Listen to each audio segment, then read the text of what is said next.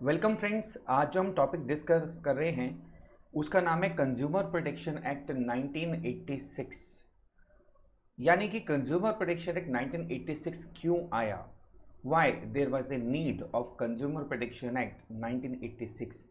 पहले ये समझ लें 1986 का मतलब क्या है। यानी 1986 में ये एक्ट पारित हुआ था, यानी पास हुआ था। कंज्यूमर को प्रोटेक्ट करने के लिए एक एक्ट पास हुआ था जिसका नाम है कंज्यूमर प्रोटेक्शन एक्ट, और ये 1986 में हुआ था। हमारा पहला टॉपिक आता है need of consumer protection act, यानी कि इसकी ज़रूरत क्यों पड़ी। जिसका पहला रीज़न है growing competition. Pepsi, Thums Up, Coca Cola, Fanta, Rasna, Tang, Rooh Afza, पता है कितने प्रोडक्ट्स हैं। अगर आपको प्यास बुझानी है तो उसके लिए you have numerous products right now in the market. Competition बढ़ता जा रहा है और इस कंपटीशन के चलते सबसे ज़्यादा जो एक्सप्लॉइटेशन होता है वो कंज्यूमर का होता है। इसलिए कंज्यूमर को प्रोटेक्ट करने के लिए सीपीए 1986 आया। दूसरा कारण risk due to unsafe products. आप और मैं बहुत सारे प्रोडक्ट्स यूज़ करते हैं, लेकिन क्या कभी हमने खोल करके देखा उसको। आप और मैंने प्रेस यूज़ की, हमने इलेक्ट्रॉनिक कोई आइटम यूज़ की, अब उसके अंदर क्या है क्या हम खोल के यूज़ कर सकते हैं। अगर खोल भी ले तो क्या हमें समझ आएगा उसके अंदर क्या चीज़ें हैं। बहुत सारी खाने की चीज़ें होती है, पीने की चीज़ें होती हैं, उसमें क्या मिला हुआ है क्या आप और मैं चेक कर सकते हैं? नहीं कर सकते हैं। इसलिए सेव करने के लिए, कंज्यूमर को सेव करने के लिए सीपीए लाया गया।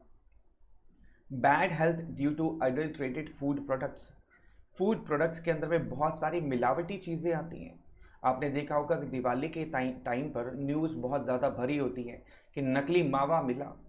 खोया जिसको बोलते हैं, जो हर मिठाई में लगभग डलता है, वो नकली बनाया जाता है।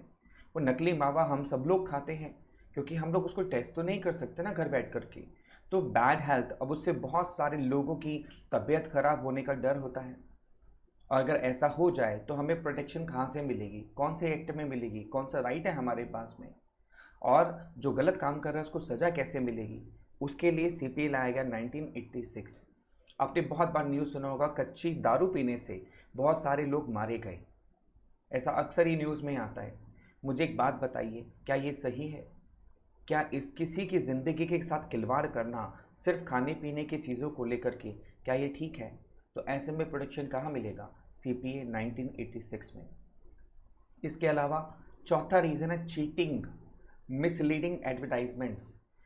बहुत बड़ी बड़ी कंपनियां बहुत अच्छे लेवल पर बिल्कुल सामने बैठ करके चीटिंग करती हैं। जैसे क्रीम से गोरे हो जाओगे। मुझे एक बात बताओ, अगर क्रीम से सारे गोरे हो जाएं तो पूरी दुनिया में कोई काला रहेगा ही नहीं। फिर तो इन कंपनियों को अफ्रीका जा कर के अपनी क्रीमें बेचनी चाहिए। वहाँ पर बहुत ज़्यादा हार्ड स्किन है लोगों की। देखिए, रंग रूप हर कंट्री का उसकी जगह के एनवायरनमेंट के हिसाब से होता है। कुछ लोग बहुत गोरे होते हैं, कुछ लोग बहुत काले होते हैं, कुछ लोग मीडियोकर होते हैं। लेकिन अगर क्रीम से ही गोरे हो जाना है तो फिर ऐसी कंपनी को भारत में बेचने की क्या ज़रूरत है? उनको अफ्रीका में जाके बेचना चाहिए। तो ऐसी चीटिंग करना, मिस एडवर्टीजमेंट लेकर के आना, बहुत सारे वादे किए जाते हैं एडवर्टीजमेंट में, लेकिन बाद में नकार दिया जाता है एस्ट्रिक लगा करके, कंडीशन से अप्लाई। उस कंडीशन से अप्लाई के चक्कर में लोग बहुत बुरी तरह फंसते हैं। इसलिए सीपीए लाया गया। Sale of spurious products. Spurious का मतलब क्या होता है? False, bogus, fake, unauthentic. आपने देखा होगा बहुत बार आपको बहुत सारी ब्रांडेड आइटम मिल जाती हैं छोटी छोटी दुकानों पर, और आधा क्या, 20% रेट पर, मतलब उसके 5 गुना कम प्राइस पर मिल जाती हैं। बोलते हैं असली है। बहुत सारे, खासकर शूज़ के मार्केट में अगर आप जाते हैं, वॉचेस के मार्केट में आप अगर जाते हैं, तो आपको बहुत सारी ऐसी वॉचेस मिलेंगी जिसको कहते हैं कॉपी है। सिंगल कॉपी, डबल कॉपी, मतलब ये फर्स्ट कॉपी है। फर्स्ट कॉपी मतलब उसकी डुप्लीकेट है। उसको बोलते हैं false, bogus, fake, unauthentic products. अब कई बार क्या होता है कि कंज्यूमर को नकली चीज़ भी असली बना करके बेच दी जाती है। वो इतनी ज़्यादा डुप्लीकेट, इतनी ज़्यादा इफेक्टिव डुप्लीकेट मैं कह सकता हूँ होती है कि असली और नकली में फ़र्क करना काफ़ी मुश्किल हो जाता है, लेकिन उसके प्राइस में बहुत फ़र्क होता है, और ऐसे में कंज्यूमर को बेच दी जाती है। ऐसे में अगर कंज्यूमर के साथ में कोई खिलवाड़ होता है तो उसको प्रोटेक्शन कहाँ से मिलेगी? सीपीए 1986 में। Over pricing of the product. छठा रीज़न, बहुत सारी चीज़ें ओवर प्राइस पर बिकती हैं। जैसे आपने लॉकडाउन के समय देखा होगा सैनिटाइज़र बहुत महंगे रेट पर बिक रहा था, ब्लैक में बिकना शुरू हो गया था। अगर आप देखेंगे मास्क की अगर हम बात करें तो मास्क ब्लैक रेट में बिकना शुरू हो गया था, ब्लैक में। उसको ओवर प्राइसिंग कहते हैं। इसको रोकने के लिए भी कौन सा एक्ट है? सीपीए 1986। देखो हम कंज्यूमर हैं तो हमारी प्रोटेक्शन तो चाहिए चाहिए, गवर्नमेंट को प्रोटेक्ट करना है तो कोई ना कोई एक्ट तो लाना ही था। तो ये बहुत बड़ा रीज़न है इसका, सीपीए 1986 का। उसके बाद आता है होर्डिंग और ब्लैक मार्केटिंग एटसेट्रा। आपने देखो अक्सर साल में एक बार ऐसा ज़रूर होता है कि प्याज का प्राइस आसमान छू जाता है, ओनियन, उसका प्राइस जो है वो आसमान छू जाता है और 100 रुपये किलो, 125 रुपये किलो, 150 रुपये किलो तक वो पहुंच जाता है। ये ऐसा क्यों होता है, कभी सोचा है? मैक्सिमम लेवल पर जानकारी जो मिलती है वो ये मिलती है ब्लैक मार्केटिंग, यानी कि जो प्याज के थोक विक्रेता हैं उसको स्टोर कर लेते हैं कोल्ड स्टोरेज में, जब उसका प्राइस 20 रुपये किलो होता है।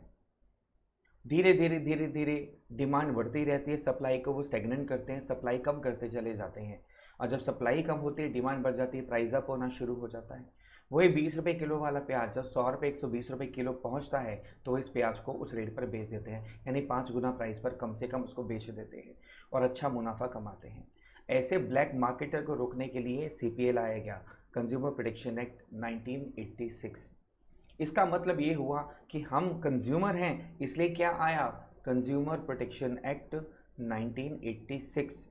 तो इसलिए हम कह सकते हैं if we are consumer then there is a need of consumer protection act 1986। जी हाँ, कंज्यूमर। खुशी आ रही है चेहरे पर, नोट कर लो।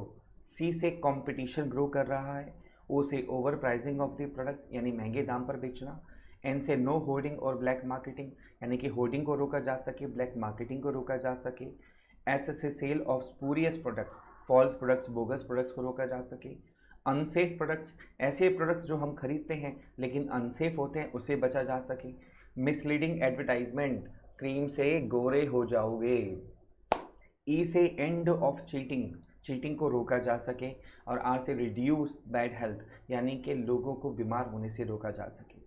Please note down these points consumer. बेटे सारे पॉइंट्स अच्छे से नोट कर लो, एग्जाम में आएंगे, डायरेक्ट क्वेश्चन आ सकता है। बहुत ही सिंपल चैप्टर है, बहुत ही इंटरेस्टिंग चैप्टर है, लेकिन हाँ आपको पॉइंट्स लर्न होना बहुत ज़रूरी है। इसलिए याद रखिएगा कंज्यूमर प्रोटेक्शन एक्ट क्यों आया? क्योंकि वी आर कंज्यूमर। सी से ONSUMER, बेटा ये याद करना बहुत ज़रूरी है। आप इसको बोल बोल के भी याद कर सकते हैं, अगर बोल बोल के याद करने में दिक्कत आती है आप लिख करके इसको देख सकते हैं। आप किसी बड़े भाई बहन कोई भी घर में है आप उसको सुना सकते हैं, लेकिन लर्न ज़रूर कीजिएगा। ठीक है, चलो अगली वीडियो में मिलते हैं अगले टॉपिक के साथ। Bye bye.